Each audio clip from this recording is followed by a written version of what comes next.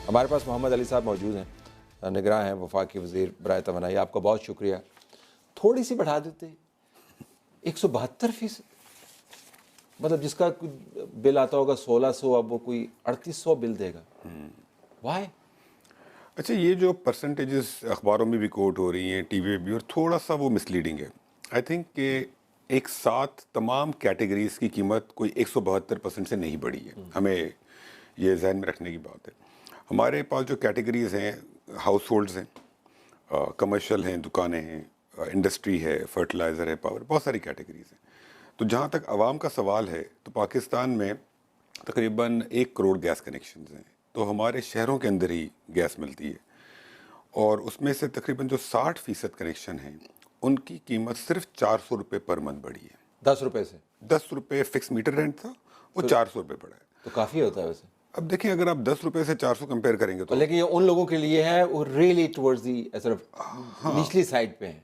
हाँ, लेकिन अब देखें, प्रोटेक्टेड भी थे ना पहले, अब उसमें 390 रुपये आपने बढ़ा दिया। अभी प्रोटेक्टेड हैं वो। लेकिन आपके पास हल क्या था? ये हुआ ये कि पिछले कई सालों से गैस की कीमतें नहीं बढ़ाई गई। वो अगर हर साल आहिस्ता आहिस्ता बढ़ाई जाती तो इतना इम्पैक्ट नहीं आता। अब आज पाकिस्तान को तकरीबन गैस में 400 अरब का नुकसान है। अगर आप नहीं बढ़ाएंगे तो एक साल बाद 400 अरब का नुकसान और हो जाएगा। तो इकोनॉमी में जो हम आज कंप्लेन करते हैं कि इंटरेस्ट रेट ज़्यादा है, फिस्कल डेफिसिट है, नुकसान है, महंगाई है, तो इस तमाम चीज़ों की बहुत बड़ी वजह है कि हमने माजी में सही फैसले नहीं किए। लेकिन डिवास्टेटिंग है ना लोगों के लिए। देखिए, 60% जो कस्टमर है, अगर उसको 400 रुपये देना है, मिनिमम वेज हमारे यहाँ तकरीबन 25-30 हज़ार रुपये है, तो 400 मफरूज़ा यही है कि मिलती है मिनिमम वेज इतनी ही। हाँ, लेकिन 25-30 हज़ार आज की तारीख में, मफरूज़ा ये भी है कि गैस आती है। गैस देखिए, मैं तो आपको बता रहा हूँ, मैं बिल्कुल इसमें कोई गलत बयानी मैंने नहीं की है कि 8 घंटे गैस आएगी। इससे ज़्यादा गैस है ही नहीं मुल्क के लेकिन अंदर। बिल आएगा आपको। बिल 8 घंटे का आएगा ना, बिल तो 24 लेकिन घंटे फिक्स में तो 400 आपको देना है। 400 देना है। हाँ, भले गैस आए ना आए। लेकिन तलत साहब देखें, अगर किसी भी घर में कनेक्शन आ रहा है गैस का, तो उसकी एक कॉस्ट है ना कनेक्शन लगाने की, पूरा एक वन टाइम कॉस्ट होती है ना, कि हर महीने आप रिकवर करें। हम जस्ट सेइंग कि अगर आप गैस नहीं दे रहे हैं तो फिर हम फिक्स चार्जेस क्यों कर रहे हैं? इट्स लाइक आपके जो बिजली के बिल है, इसके अंदर टीवी का सरचार्ज हम देते हैं, क्यों? देखिए, बिजली का बिल पीटीवी को जो जाता है। मैं बिजली पे आता हूँ। नहीं, अब पहले गैस पे रहना। गैस पे रहता है। गैस पे देखें, अगर आप 400 रुपये पर मंथ देते हैं, तो एक पूरी ऑर्गेनाइजेशन है, चाहे सुई 100 तो सुई 9 तो, पूरा उसको चलाना होता है, मैनेज करना होता है सिस्टम को, उसकी कॉस्ट है 400 रुपये पर मंथ। 60% कंज्यूमर को है। अब इससे कम तो इंक्रीज है। 40% जो है उसका क्या होगा? मतलब हम जैसे जो लोग हैं, मेरे कैमरामैन हैं, सारे जो बदकिस्मती से गरीब नहीं है, क्योंकि होते तो फिर हमें फ़ायदा होता। बदकिस्मती से गरीब नहीं, ज़रा गैस ज़्यादा इस्तेमाल करना चाहते हैं, कभी गर्म पानी से नहाना चाहते हैं, कभी रोटी गर्म खाना चाहते हैं, उनको तो खुशकिस्मती से गरीब नहीं है, माशाल्लाह। अल्लाह सबको खुशकिस्मत करे। उनके लिए हमने ये किया है कि जिस जिस तरीके से इनकम लेवल लोगों का बढ़ रहा है, उस तरीके से टैरिफ बढ़ रहा है। जो ज़्यादा अमीर है वो ज़्यादा टैरिफ देगा। जैसे कि जो हाईएस्ट स्लैब है वो LPG के बराबर है। देखिए, हमें जहन में एक और चीज़ रखनी है कि पाकिस्तान में 70% आवाम जो गांव में रहती है, उसके पास पाइप गैस नहीं है। ठीक। मैं आपको एग्जांपल देता हूं कि एक कस्टमर जो पाइप गैस मिल रही है शहरों में, उसका अगर बिल महीने का 4000 आता है, तो वही बंदा गांव में जो 6 सिलेंडर यूज़ करेगा, उतनी गैस यूज़ आप हमें करेगा। कह रहे हैं हम गाँव चले जाएं? That's a choice. नहीं, मैं वैसे मैंने तो इसी वजह से कहा कि गुर्बत के बड़े फायदे हैं कि आपको मतलब ये कि इतना पैसे होंगे ना, टैक्स लगेगा। अगर मैं 400 रुपये फिक्स। गाँव में जो रहता है, वो अगर 18,000 रुपये के 6 सिलेंडर लेता है महीने के, और मैं शहर में रहता हूँ और 4,500 रुपये देता हूँ, तो ये तो नाइंसाफ़ी है ना। तो इस नाइंसाफ़ी को तो ख़त्म करना होगा। अगर आप तो नाइंसाफ़ी तो कदा कलामी, नाइंसाफ़ी तो ये भी आपने कहा कि जूं आपकी सरवत की सतह बढ़ती जाएगी तो आपको बिल ज़्यादा देना पड़ेगा। लेकिन इस मुल्क में जो सबसे अमीर तबका है, यू सब्सिडाइज देम। कैसे? एक्सपोर्टर्स, और वो भी कैप्टिव पावर प्रोड्यूसर्स जो एक्सपोर्ट नहीं भी करते हैं, आप उनको सब्सिडाइज गैस दे रहे हैं। This is incredible. नहीं, बताता हूँ, सब्सिडाइज गैस नहीं। देखिए, पहले माजी में हो रहा था। अब अभी जो हमने गैस प्राइसिंग चेंज की है, इसमें इंडस्ट्री के लिए हमने 3 मेजर प्रिंसिपल जो फॉलो किए हैं। पहली बात, एक्सपोर्ट को हम इनकरेज कर रहे हैं। ये आपको एज अ कंट्री इनकरेज करना पड़ेगा। अगर पाकिस्तान एक्सपोर्ट करेगा तो डॉलर आएगा मुल्क में, और आपको ज़रूरत है डॉलर। सब्सिडाइज कर रहे हैं ना आप? नहीं, सब्सिडाइज नहीं कर रहे। मैं आता हूँ उसके ऊपर, हम नहीं कर रहे। खुसूसी सहूलत दे रहे हैं आप उनको। सर, आप नंबर्स हैं, मैं आपको अभी पढ़ सर, हम नंबर डिस्कस कर लेंगे। जी। दूसरी चीज़, जो हमने जो मुल्क में जो नए कनेक्शंस लग रहे थे उनको महंगी गैस मिलती थी इंडस्ट्री को, पुरानी को सस्ती मिलती थी। यानी कि पुराने बंदा जो ऑलरेडी अमीर है, इंडस्ट्री चला रहा है, उसको सस्ती गैस मिल रही है, जो नया बंदा जो इंडस्ट्री में आना चाहता है उसको महंगी गैस मिल रही थी। तो हमने ये तमाम चीज़ें ख़त्म की हैं, हर किसी को अब सेम प्राइस में मिलेगी। दूसरी बात ये कि इंडस्ट्री को पहले 1100 रुपये में मिलती थी जो गैस एक्सपोर्टर को, वो रेट अब 2050 हो गया है। जिसको 1200 मिलती थी तो 2600 हो गया। तो एक इसमें चीज़ सब्सिडी कितनी है? सब्सिडी इसके अंदर बिल्कुल बेस लाइन बीइंग जो आपने 172% बढ़ा, बेस लाइन बीइंग सब्सिडी घरों में जा रही है, सब्सिडी घरों में आज की तारीख में भी वो क्रॉस सब्सिडी होगी ना, आप मुझसे लेके गरीबों को दे रहे हैं ना, वो भी एक इट्स अनफेयर। नहीं। हम इंडस्ट्री को जो आज भी गैस चार्ज करेंगे, टोटल जो कलेक्शन करेंगे इंडस्ट्री से 130 अरब रुपए एक्स्ट्रा करेंगे और हम घरों में सपोर्ट इंडस्ट्री ने अपने पास नहीं रखना ना, उसने तो मुझे पास ऑन कर देना है। इंडस्ट्री को कौन सा नुकसान है?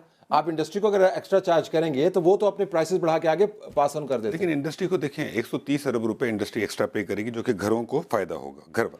अब अगर आप इंडस्ट्री को एक हद से ज्यादा बढ़ा देंगे तो पाकिस्तान में इंडस्ट्री चलेगी ना, एम्प्लॉयमेंट होगी। तो आपको कभी कोई गरीब एक्सपोर्टर पाकिस्तान में नजर आया आज तक? They all make a lot of money.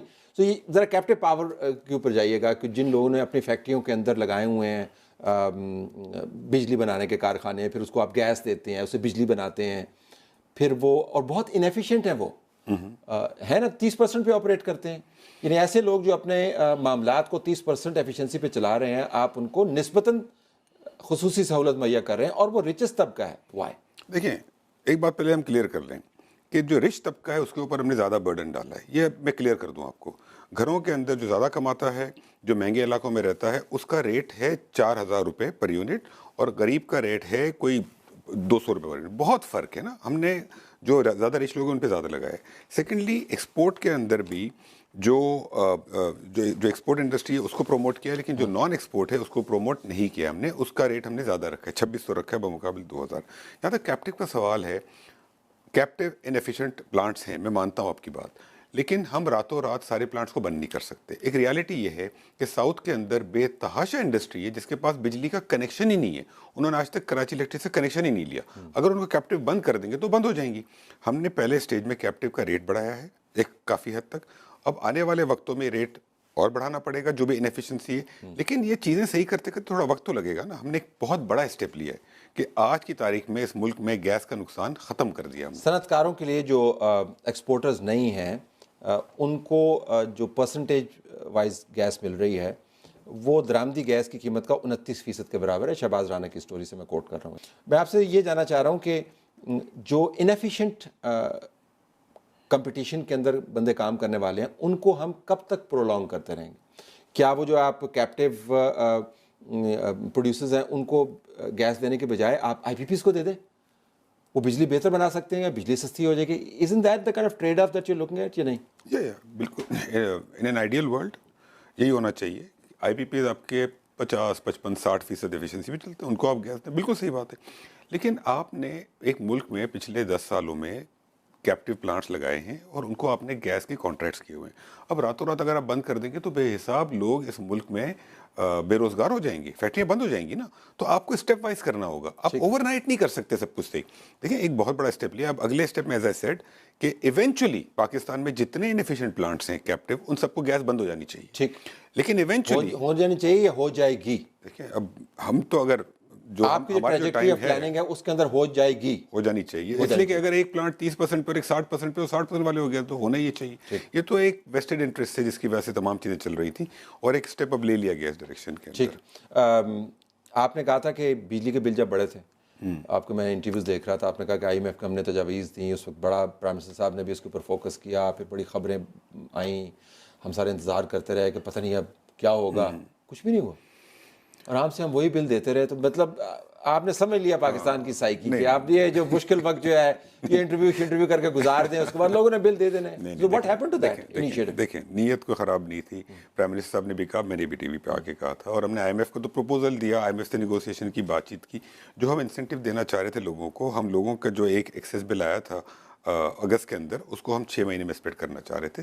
IMF ने कहा कि इतने सारे इन तमाम कंज्यूमर्स को नहीं, कम नंबर ऑफ कंज्यूमर्स को और 3 महीने के अंदर करो। बाय द टाइम ये सारी नेगोशिएशन खत्म हुई, लोगों के अगस्त के बिल्स ऑलरेडी पेड थे, तो कोई फायदा नहीं था उस चीज़ को लाने का। लेकिन देखें, आपकी मुश्किल निकल गई। मैं आपको रिकॉर्ड पे सारी ईमेल्स दिखा सकता हूँ जो IMF के साथ की, सारा रिकॉर्ड है मेरे पास। I don't think it came to nothing. Policy में स्ट्रगल इज नॉट ग्लोरी ना जी, आउटकम इज ग्लोरी। देखिए, तो आपकी आउटकम तो नहीं हुआ ना। नहीं, आपकी मजबूरी है ना। अगर आईएमएफ ना होता तो हम खुद फैसला कर लेते। अब आईएमएफ तो हमने इनहेरिट किया है ना। और दूसरी बात ये कि आईएमएफ को होने के फायदे भी बहुत सारे हैं। बहुत सारी गवर्नेंस जो हो रही है आज इस मुल्क में, उन्होंने इन्फोर्स की हुई है। नेगोशिएशंस टुवर्ड्स द एंड होने वाले आईएमएफ के साथ अभी रिव्यू में आप जा रहे हैं, आप अपने सेक्टर के हवाले से यू आर कॉन्फिडेंट कि you have ticked all the boxes? माशाल्लाह, all the box. Elect power, petroleum, all the boxes. Gas price बढ़ानी थी, एक था कंडीशन, वो भी this was an IMF condition. IMF wanted this कि जो गैस का लॉस है वो खत्म करे। देखिए, वो तो खत्म करना होगा ना। आज की तारीख में आपका प्रिंसिपल गैस के अंदर 2100 अरब का है। अब मुझे तो नेक्स्ट परेशानी मेरी ये है कि 2100 अरब का जो लॉस जमा हुआ है पिछले 10-15 सालों का, उसका मैं क्या करूं? That's my next target. अब आप सोचें ना, अगर हम ये ना करते तो अगले साल 2500 अरब होता। कहां से आप पैसे लाते? I have to leave it there. Thank you very much for being with us. Pleasure meeting.